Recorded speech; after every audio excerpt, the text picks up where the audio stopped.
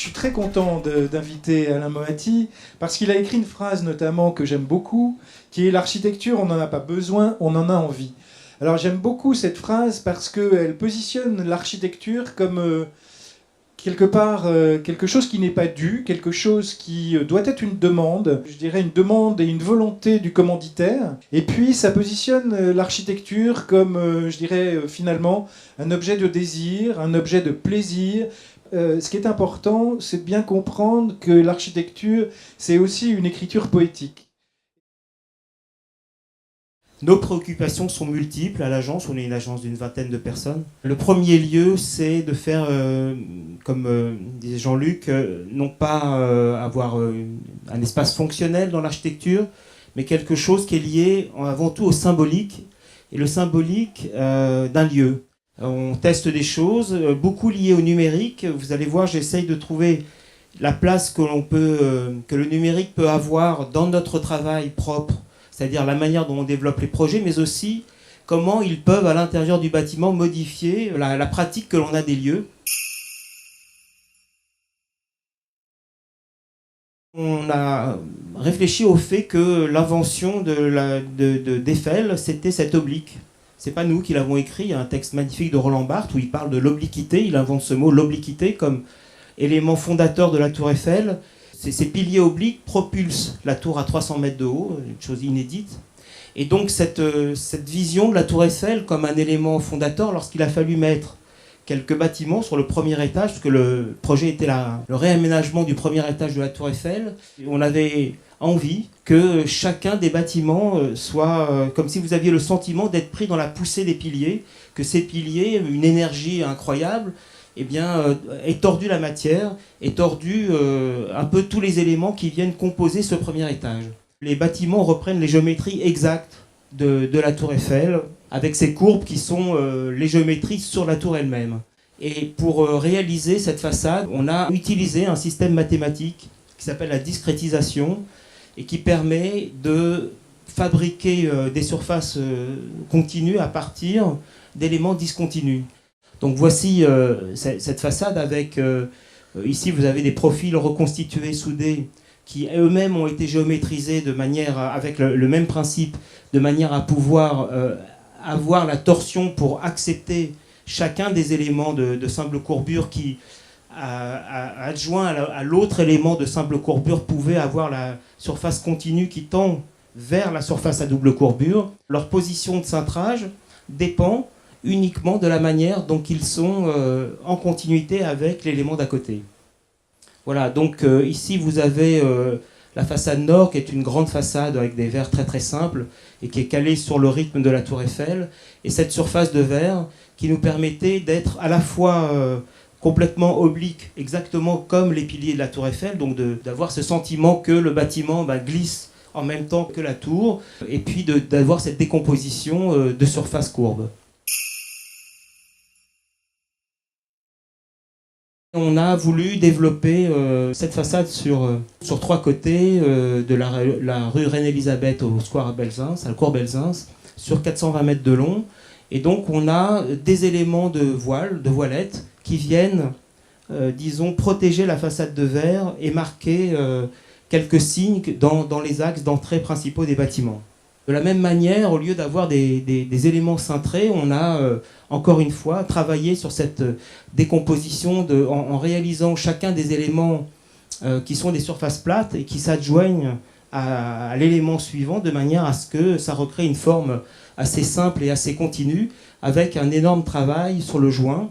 Et ce qui est très intéressant dans ces systèmes de calage mathématique, c'est qu'en fait, le système nous oblige à faire qu'il n'y ait pas de réglage sur le chantier. Tout est découpé numériquement, et ce qui est très intéressant, c'est qu'il y a beaucoup d'entreprises aujourd'hui qui ont les mêmes outils informatiques que les nôtres, à qui nous donnons directement nos fichiers de modélisation, et qui sont la base de leur plan d'exécution. Donc les plans d'exécution se font totalement en 3D, et on peut associer à des machines 5 axes, découper chacun des éléments.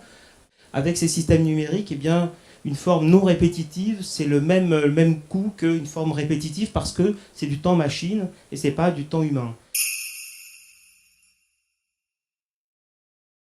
Donc nous sommes en train de d'utiliser exactement le même système sur ce projet qui est le ministère de la Culture du Bahreïn, qui est un bâtiment qui est une sorte d'avancée sur l'eau.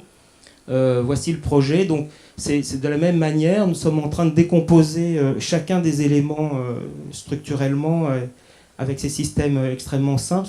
C'est ductal, hein, c'est un bâtiment ductal, et qui permet de régler vraiment des surfaces assez complexes et de pouvoir les préfabriquer et les envoyer là au Bahreïn. On a une grosse pratique de musée à l'agence, on a réalisé à peu près 7 musées. Ici, le musée Borelli à Marseille, qui est un palais du 18e dans lesquels il y a des pièces, des périodes room. Les périodes room, pour ceux qui ne savent pas, ce sont des pièces historiques que l'on doit rénover absolument exactement avec des architectes, des monuments historiques. Et puis il y a des pièces qui avaient perdu tout leur décor et dans lesquelles on a profité pour faire ces plafonds qui sont des grands plafonds pratiquement en 2 pièces, hein, qui font 150 mètres carrés et qui ont été faits de la même manière avec un travail extrêmement précis par des gens qui font des voitures de course, là, des spoilers de voitures de course, et qui permettent, qui ont intégré tout le système de climatisation, enfin tout ce qui est nécessaire à l'intérieur d'un musée, mais qui permettent d'avoir une sorte de dialogue intéressant entre le bâtiment ancien et disons une modernité liée à un travail mathématique. Voilà, ça nous permet de générer ces formes, comme vous pouvez voir, qui n'ont pas de joint, hein, ce sont des pièces extrêmement grandes, et puis aussi des objets d'exposition de la même manière où on peut lier à la fois une architecture traditionnelle, parce que cette architecture du 18e qui est basée sur l'axialité, la centralité, la symétrie, on l'a réutilisée dans ces formes très contemporaines et liées à une toute autre préoccupation. On arrive à relier artisanat et industrie, ou industrie d'ailleurs et artisanat, c'est-à-dire que je pense qu'il y a un va-et-vient entre les deux. Est-ce que finalement le chantier il est quand même humain, c'est-à-dire qu'à un moment c'est la main de l'homme qui le fait, qui le pose? Est-ce que les compagnons sont suffisamment qualifiés? Est-ce que les entreprises sont suffisamment qualifiées elles aussi pour ce genre de choses? Non mais écoutez, je pense qu'il y a plein de gens qui construisent ici.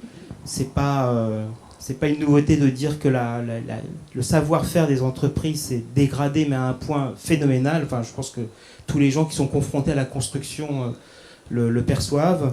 Il y a des savoir-faire qui ont disparu vraiment, mais totalement.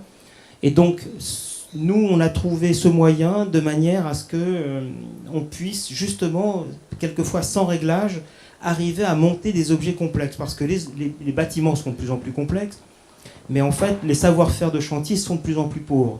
Par contre, les plafonds que vous voyez du Palais Borelli sont faits totalement à la main, d'une manière artisanale, avec un dessin mathématique, mais bon.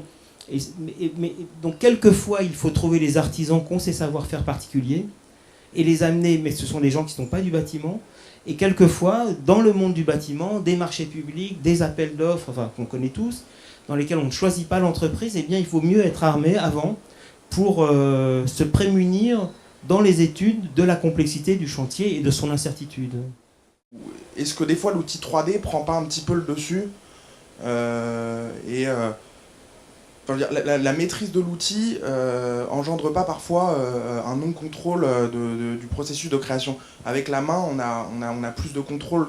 L'outil numérique n'est pas un crayon magique. Si on a envie de raconter des choses précises, on peut s'approcher au plus près. Donc c'est pas un outil de l'éloignement de la sensibilité, au contraire. Et c'est pas un outil d'éloignement, c'est pour ça que je vous parlais des entreprises, c'est un outil de rapprochement avec eux. Parce qu'on peut leur transmettre exactement le juste objet de la pensée.